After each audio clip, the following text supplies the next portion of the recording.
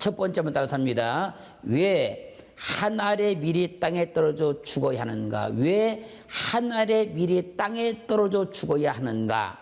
요한복음 12장 23절로 24절 말씀에서 예수께서 대답하여 가라사대 인자의 영광을 얻을 때가 왔도다.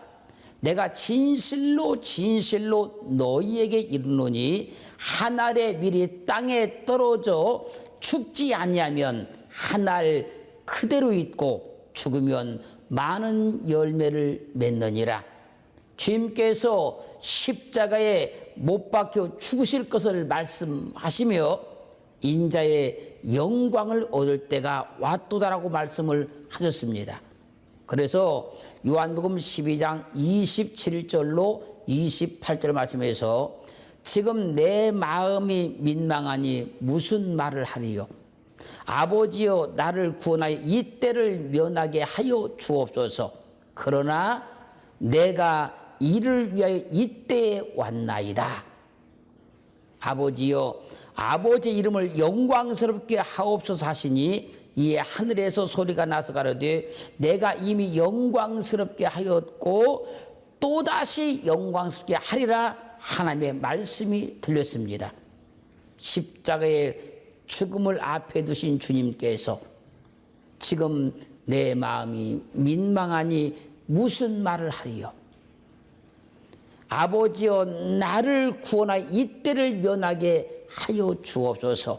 그러나 내가 이 때를 위하여 왔나이다.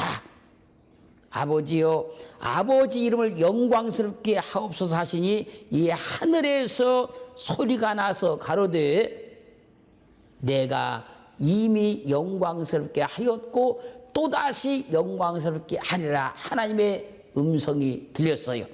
그러므로 주님께서 초림으로 오신 것이 하나님께 영광을 드리는 것이며 주님께서 십자가에 못 박혀 죽으시는 것이 하나님께 영광을 돌리는 것입니다.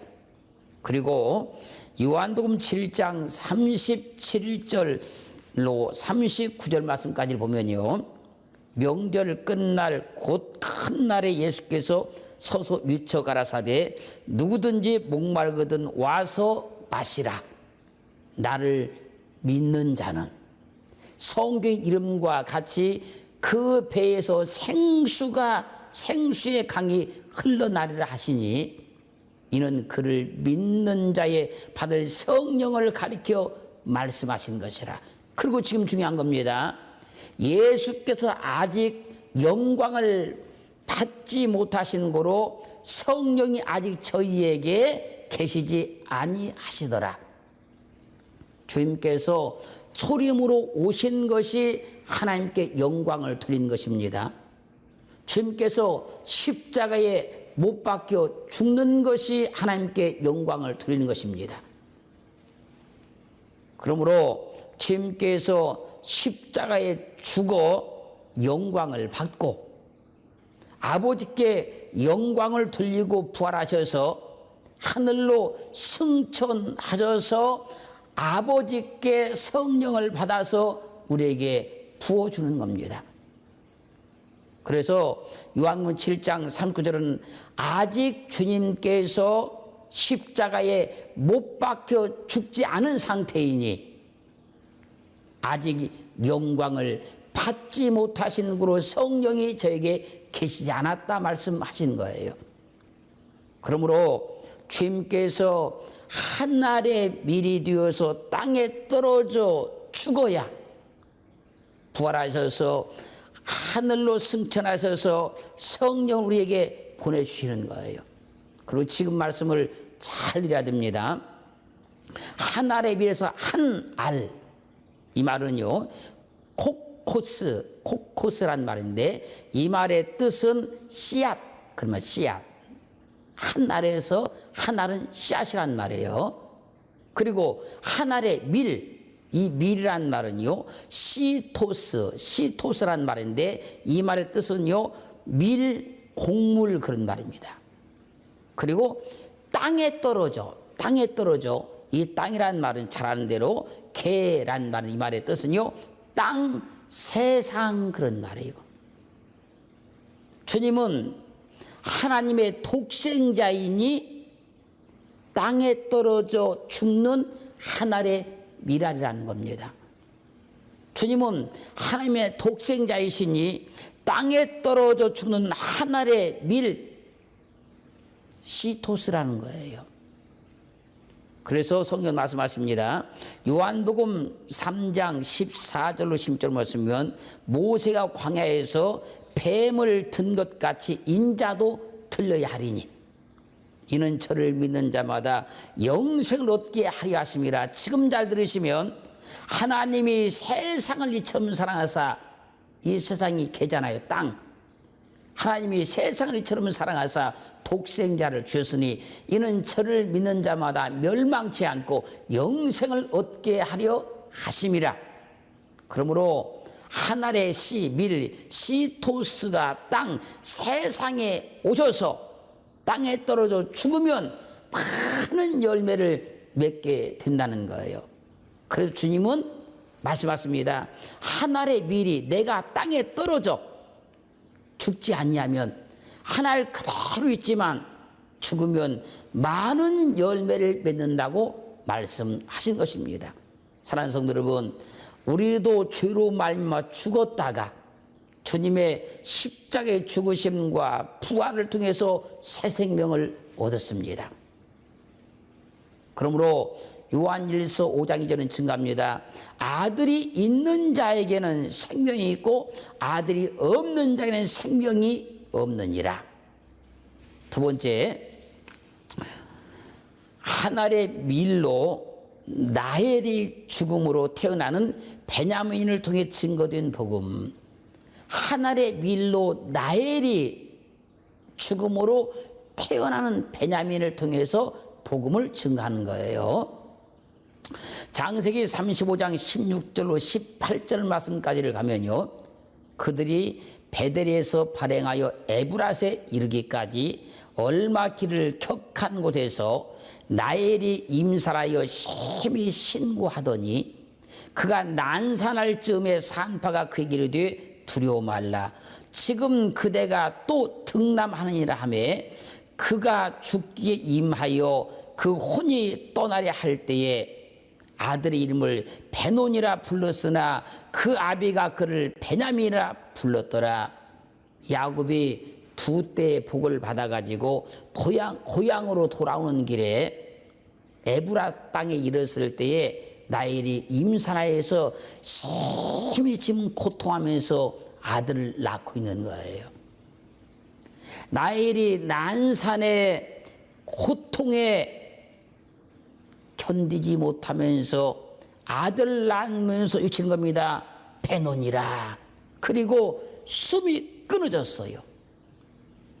그것을 야곱은 베논이를 베냐민이라 했다는 거예요. 여기서 나엘이란 말은요, 나엘이란 말은 말 그대로 라헬인데 뜻이 뭐냐면 암양입니다. 암양. 나엘은 난산으로, 암양이라는 나엘은 난산으로 베냐민을 낳다가 죽는 거예요. 난산에서 난이란 말은요, 카사란 말은, 이 말은 어렵다, 어렵다. 그리고 맹렬하다, 곤란하다. 난산에서 산이란 말은요, 얄라드란 말, 이 말의 뜻은요, 나타, 산고를 겪다, 그런 말이에요. 암양이라는 나엘이 죽음으로 베냐민의 생명이 무사히 태어난 거예요. 자, 누가요? 암양이라는 나엘이요. 그러면 성경을 우리가 확증해 가면요, 요한복음 1장 29절 말씀에서 이튿날 요한이 예수께서 자기의 나오심을 보고 가라되 보라 세상 죄를 지고 하는 하나님의 어린 양이로다.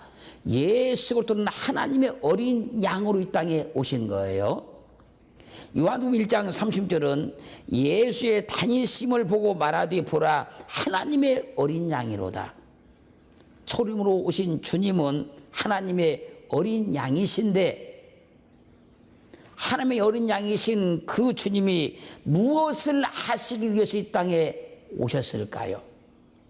요한복음 12장 27절 말씀 보면요, 지금 내 마음이 민망하니 무슨 말을 하리요? 아버지여, 나를 구원하 이 때를 면하게 하여 주옵소서. 그러나 내가 이 때를 위하여 이때에 왔나이다.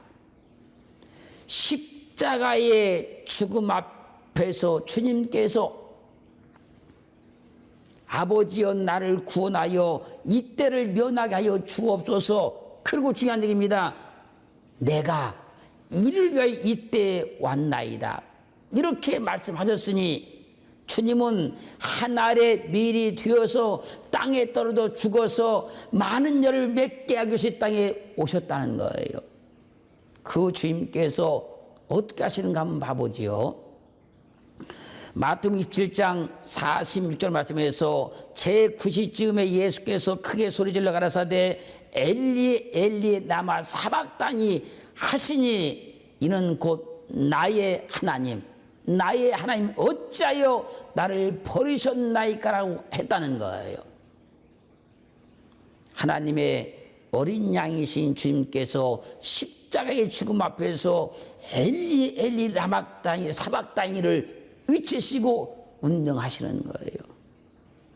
십자가의 처절한 고통을 통해서 우리를 십자가의 복음으로 하나님의 자녀가 되게 하신 거예요. 생명은 그냥 태어나는 것이 아닙니다. 엄청난 고통의 죽음을 통해서 생명이 태어나는 거예요. 베냐민은 나엘의 죽음으로 태어난 생명입니다. 우리는 주님의 죽음을 통해 태어난 생명이에요. 나엘의 죽음이 베냐민의 생명이 있게 하였고 주님의 십자가의 죽음이 내 생명이 있게 하신 거예요. 그러므로 요한복음 12장 24절 말씀에서 주님은 말씀하십니다. 내가 진실로 너에게 이르노니 하늘의 빛이 땅에 떨어져 죽지 않으면 하늘 그대로 있고 죽으면 많은 열매를 맺느니라. 그럼 주님께서 죽으셔야 열매를 맺으십니까? 누가복음 23장 40절 말씀에서 예수께서 큰 소리로 불러 가라사대 아버지여, 내 영혼을 아버지 손에 부탁하나이다 하고 이 말씀을 하신 후 운명하시다. 이 말씀을 성경은 예언하기를 이사야서 53장 8절 말씀에서 그가 곤욕과 신문을 당하고 끌려갔으니 그 세대 중에 누가 생각하기를 그가 산자의 땅에서 끊어지면 산자의 땅에서 끊어지는 게 죽음 아닙니까? 마땅히 형벌받을 내 백성의 허물을 인함이라 하였으리요. 주님은 십자가의 처절한 고통을 이기지 못하고 죽으심 운명하심으로 우리를 하나님의 자녀가 되게 하신 겁니다. 나엘이 하늘의 밀로 죽지 않았다면 베냐민의 생명은 없습니다. 주님께서 하늘의 밀로 죽지 아니하셨다면 우리의 생명은 없는 것입니다. 세 번째 한번 따라서겠습니다. 나엘이 하늘의 밀로 죽음으로 태어나는 베노니를 통해 증거된 복음. 창세기 35장 18절 말씀 보면요, 그가 죽기에 임하여 그 혼이 떠나려 할 때에, 여기서 그는 누굽니까? 나엘을 말한 거예요. 그가 죽기에 임하여, 이제 죽음이 가까이 왔어요. 그 혼이 떠나려 할 때에 아들의 이름을 베노니라 불렀으나, 나엘이 난산으로 고통을 이기지 못하고 죽으면서 자신이 낳는 그 아들의 이름을 베노니라 그랬다는 거예요. 여기서 중요한 얘기가 나옵니다. 이 베노니란 말은요, 벤오니 이런 말인데 이 말의 뜻은요, 나의 슬픔의 아들, 그런 말입니다. 슬픔의 아들. 자, 지금 성경 말씀을 잘 들으시기 바랍니다. 이사야 53장은 예수 그리스도의 십자가의 죽음을 지금 예언하는 장입니다. 53장 4절 말씀에서 그는 실로 우리의 질고를 지고 우리의 슬픔을 당하였거늘, 주님은 우리의 죄를 지고요 슬픔을 당하셨다는 거예요. 주님이 당하신 슬픔을 통해서 우리에게 새 생명이 주어진 거예요. 나엘의 죽음의 그 슬픔을 통해서 베노니가 태어난 거예요. 그러므로 마태복음 26장 36절로 46절 말씀과 마가복음 14장 33절로 42절 말씀을 보면요, 주님께서 십자가에 못 박혀 죽으실 시간이 막 가까워오자 제자들과 함께 겟셋마라는 곳에 이르러서 제자들에게 말씀합니다. 내가 저기 가서 기도할 동안에 너희는 여기 앉아 있으라 하시고, 베드로와 세베대의 두 아들을 데리고 가실새 고민하고 슬퍼하사, 베드로와 세베대의 두 아들에게 내 마음이 심히 고민하여 죽게 되었다고 말씀하십니다. 그리고 조금 나아가사 얼굴을 땅에 대시고 엎드려 기도하시기를, 내 아버지여, 만일 할만하시거든 이 잔을 내게서 지나가게 하옵소서. 그러나 나의 원대로 마옵시고 아버지의 원대로 하옵소서라고 기도하셨습니다. 다시 두 번째 나아가 기도하시기를, 내 아버지여, 만일 내가 이 잔을 마시지 않고는 내게서 지나갈 수 없거든 아버지의 원대로 되기를 원하나이다 기도하셨습니다.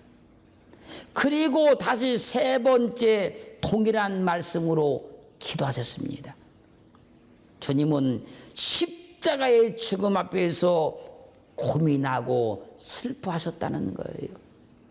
그러므로 우리는 주님께서 당하신 슬픔을 통해서 새 생명을 얻은 거예요.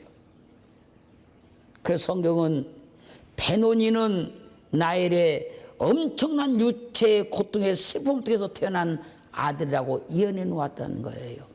사랑하는 성도 여러분, 우리의 생명은 그냥 주어진 것이 아니고 주님의 십자가의 고통의 슬픔을 통해서 주어진 거예요. 그 생명이 오늘 내게 있음을 확증을 받기를 주의 이름으로 축원합니다. 네 번째 한번 따르겠습니다. 베노니를 베냐민으로 계명한 것을 통해 증거된 복음. 베노니를 베냐민으로 계명을 하지 않아요? 그래서 창세기 35장 18절 중반에 가면 아들의 이름은 베노니라 불렀으나 그 아비가 그를 베냐민이라 불렀더라. 지금 나엘이 엄청난 고통을 통해서 죽으면서 아들을 딱 낳으면서 마지막 한 말이 베노니라는 거예요. 그런데 야곱이 이 베노니를 베냐민으로 계명을 했어요. 그러면 베냐민은 무슨 뜻일까요? 오른손의 아들, 오른손의 아들, 그런 말입니다. 그러므로 죽음의 슬픔을 통해서 태어난 아들이 오른손의 아들이라는 거예요. 그러면 오른손의 아들이란 말은 무엇을 말씀하기 위한 것일까요?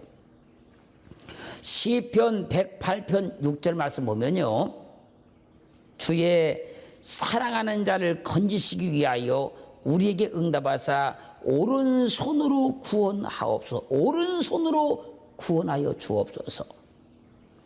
시편 138장 7절 말씀 보면요, 내가 환난 중에 다닐지라도 주께서 나를 소성케 하시고 주의 손을 펴사 내 원수의 노를 막으시며 주의 오른손이 나를 구원하시리다. 주의 오른손이 나를 구원할 것이라 외치고 있는 거예요. 그래서 이사야서 41장 10절 말씀은 증가합니다. 두려워 말라 내가 너와 함께함이니라. 놀라지 말라 나는 내 하나님이 됨이니라. 내가 너를 굳세게 하리라. 참으로 너를 도와주라. 그리고 중요한 얘기입니다. 참으로 나의 의로운 오른손으로 너를 붙들리라. 이사야서 41장 13절은 이는 나 여호와 너의 하나님이 내 오른손을 붙들고 내게 이르기를 두려워 말라 내가 너를 도우리라 할 것임이니라. 우리를 향해서 하나님이 내 오른손을 붙들고 우리는 하나님의 오른손으로 구원한 아들이라는 거예요.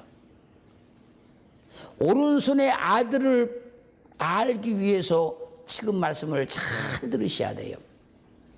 시편 100편 3절 말씀 가면 여호와 우리의 하나님이신 줄을 너희는 알지어다. 그는 우리를 지으신 자시요 우리는 그의 것이니 그의 백성이요 그의 기르시는 양이로다. 주님의 손으로 기르신 양이라는 거예요. 자, 이사야서 53장 6절은요.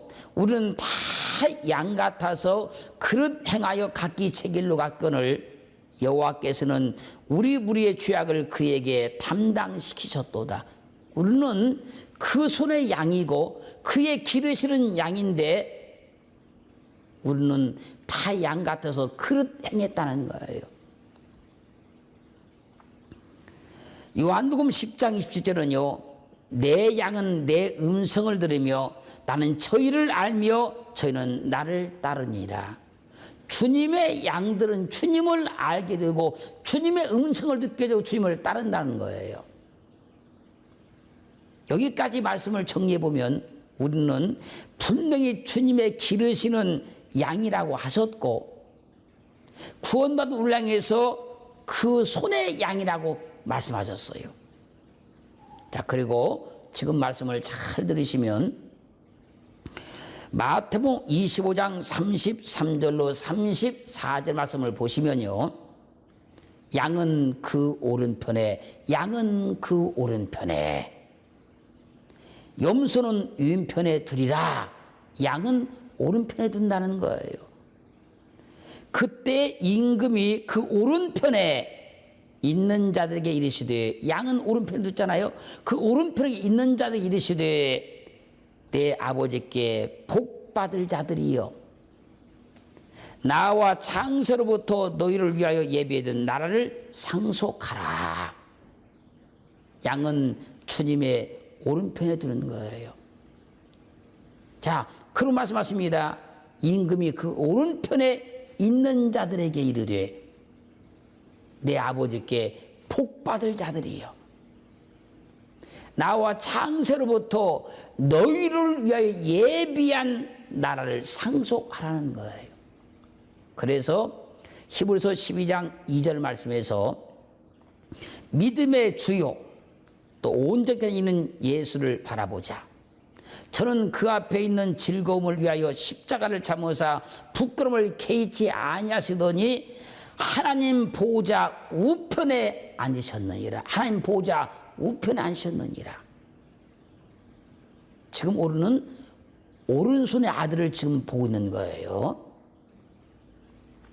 계시록 3장 21절 말씀에서는 이기는 그에게는 내가 내 앞에 내 보좌에 함께 앉게 하여 주기를 내가 이기고 아버지 보좌에 함께 앉은 것 같이 하리라. 주님께서 아버지 보좌 우편에 앉은 것 같이 우리는 오른손의 아들이니 주님의 우편 보좌에 앉게 되는 거예요. 잘 보십시오. 나엘의 죽음으로 태어난 베냐민은 오른손의 아들이었고 우리는 주님의 십자가의 죽음으로 구원받은 오른손의 아들이니 주님의 우편 보좌에 앉게 되는 것입니다.